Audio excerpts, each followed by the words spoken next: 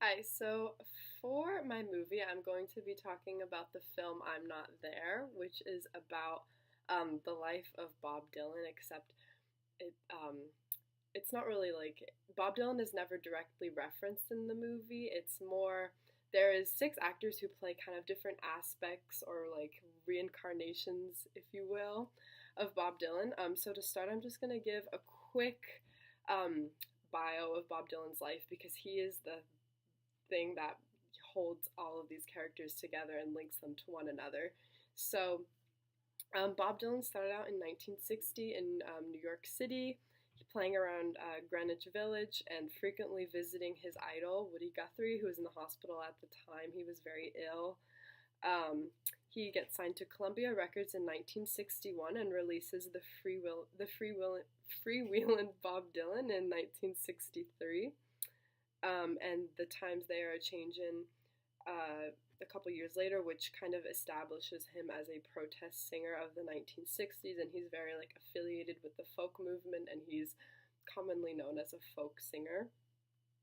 In 1965, he angered his fans by releasing the album "Bringing It All Back Home," which is half acoustic and half electric, because people kind of felt that he had betrayed the folk movement by like moving into an album that had a band. And then um, in 1965, he was famously booed at the Newport Folk Festival for playing the electric guitar with his band on stage. In May 1966, he is performing on stage, and someone in the crowd shouts Judas at him because they had felt that he betrayed the folk movement. Those two events are actually covered in the film. 1973, he appears in the film Pat Garrett and Billy the Kid as not Billy the Kid. And in the mid 70s, he has a very painful divorce from his wife Sarah. In 1979, he declares himself a born again Christian and releases a few albums about his religion, and that is pretty much the extent to which the film itself covers. Since then, he has been like still releasing music. He's on his never-ending tour. He just won the Nobel Prize for Literature, so he's still going. Um, so the movie, as I said before, is kind of about all these characters are kind of reincarnations of Bob Dylan. Bob Dylan himself is never mentioned directly in the movie. So I'm just going to focus on a few characters. So one of the main ones I thought was Woody Guthrie. It's not the real Woody Guthrie. It's an 11-year-old boy who goes around calling himself Woody Guthrie, which kind of represents Bob Dylan's childhood fascination with Woody Guthrie, which was like I guess one of his like first inspirations.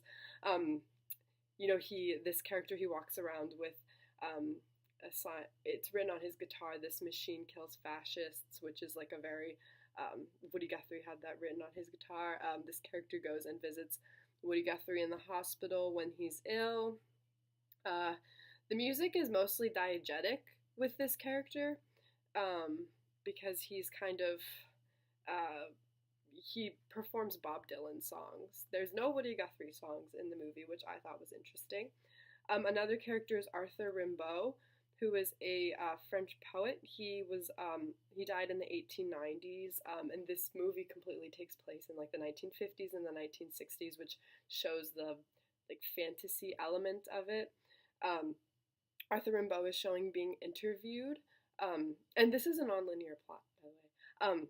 So he's shown being interviewed throughout the film, and he is responding in quotes that Bob Dylan has from his songs or that he said in his interview. So it's kind of this like Bob Dylan version of Arthur Rimbaud.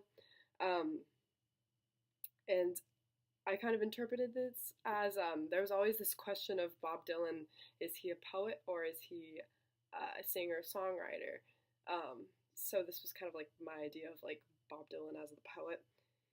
And then there's Jack Rowlands, who is shown singing protest songs at the beginning of the movement. This represents the beginning of Bob Dylan's career, and then he later goes on to become a pastor, which represents when Bob Dylan declared himself a born-again Christian.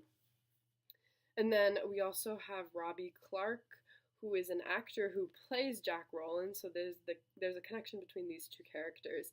Robbie Clark plays Jack Rowlands in a movie, and this mainly this character is mainly shown having problems in his marriage, which is probably supposed to symbolize um, Dylan's very painful divorce with his wife Sarah. And then the next character that we have is Jude Quinn. And Jude is very much like Bob Dylan. I thought this was the most like Bob Dylan like character in the movie. Um, his mannerisms are very like similar to Dylan, but they're exaggerated. This character also recreates a lot of events that actually happened in Bob Dylan's life. So, for example, there's a press conference in 1966 that's recreated in this movie. Like I said before, the famous scene where somebody shouts Judas from the crowd is recreated. And the scene where Bob Dylan gets booed at the Newport Folk Festival, is also recreated in this movie. This character does die at the end in a motorcycle accident, which probably symbolizes Bob Dylan's 1966 near-fatal motorcycle accident, which he spent a year in recovery, so it was a very significant time in his life. And the last character is Billy the Kid. Bob Dylan was in a film about Billy the Kid, but there wasn't a very clear connection between the two characters. He's not seen playing any music until the very end of the film, when he actually finds a guitar that says "This machine kills fascists" on it. So that's the connection between him and the 11-year-old Woody Guthrie character. And there is Bob Dylan songs that are played by other people in this kind of Billy the Kid world, but there's no like Billy the Kid himself is not shown playing any Bob Dylan songs himself. And besides the Billy the Kid character, I saw the connection between all the other characters and Bob Dylan and kind of how they are all reincarnations of him or like different aspects of Bob Dylan.